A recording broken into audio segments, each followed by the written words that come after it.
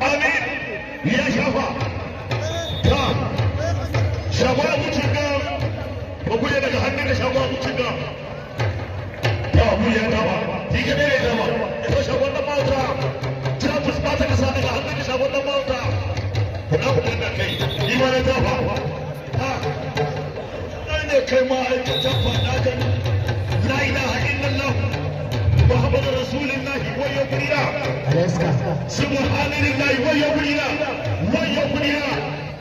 اله الا الله سبحان الله لا اله الا الله سبحان الله ويقول الله شواه وجهه نبرو وراه النكاي هكذا شواه نبهوتا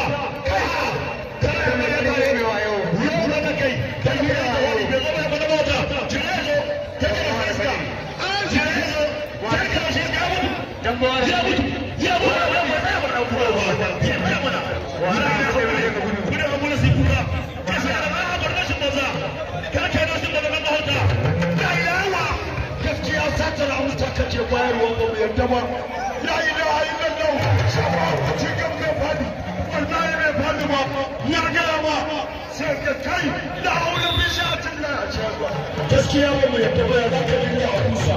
zai fere kai ma zan dinga jana cikinka agogo ake nuna ba agogo ake ɗauke kudi ya kamata haka da ake ba ka umarni ba mu yadda ba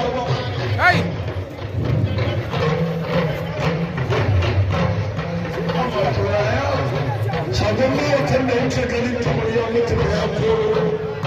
alƙur'an ya koro za a yi yawo a gafar da mara ƙara lafiya mara ya da su biya